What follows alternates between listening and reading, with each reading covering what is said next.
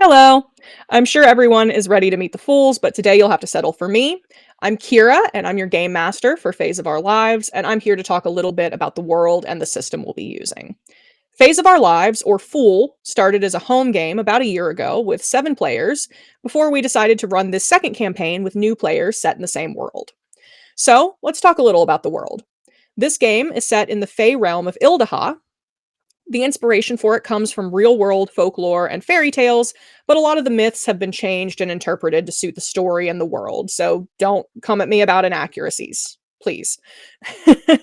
Ildathach is a reflection of the mortal realm, which can be accessed through fairy circles and portals throughout the world. Time is strange, and portals to the mortal realm open at different times throughout history.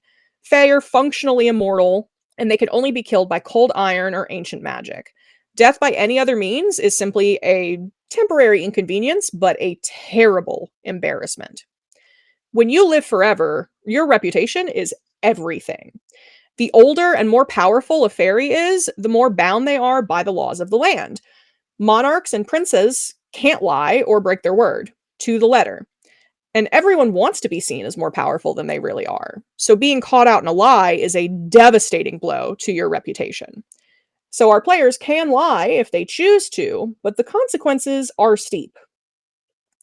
Most Fae are not natural born. Given their lifespans, Fae pregnancies could last a very long time. Instead, most Fae come from mortal changelings. The longer a mortal stays in Ildathach, the more they are influenced by its magic and its glamour, and they gradually turn into Fae themselves. So, glamour means a lot of things for Fae. It's the source of their magic, and it's what they have in place of a soul. It's also how they exert their will on the world around them. There are 4 seasonal domains in Ildathach, and each have 3 courts. Spring is home to the courts of Dawn, Glamour, and Sky. Summer is home to Tides, Verdure, and Wildwood. Autumn is home to Decay, Dusk, and Goblin. And winter is home to Shadows, Stars, and Stone. Our players will be taking the role of Archfey in high society as members of one of those 12 courts as they attempt to make connections, climb the social and political ladder, and find love. So, let's talk a little about the system. The core mechanics, what our players are using for their stats and for combat, is Dungeons & Dragons 5th edition. After that, we've added some different mechanics. I borrowed roleplay from Good Society. We are using the reputation mechanic, which is a tangible way to see how a character is perceived by others. We are also incorporating the epistolary or letter writing phase to add a new kind of communication to the setting. And lastly, we're using a variant on the rumor phase, but you'll see more about that later. We've also replaced D&D's inspiration mechanic with adversity tokens from Kids on Brooms.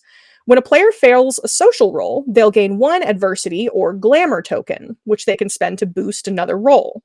They can also spend glamour to prompt another character's internal monologue in a scene to get insight into somebody's thoughts. Those monologues are non-diegetic and are only for the audience and the player's benefit, but not their characters.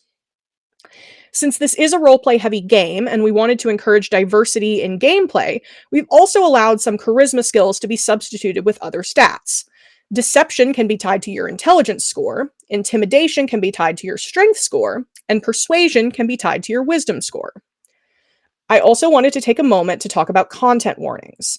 Throughout the show, there will be instances of drug and alcohol abuse, classism, toxic romantic relationships, infidelity, folklore-inspired cannibalism and body horror, and other setting-typical violence.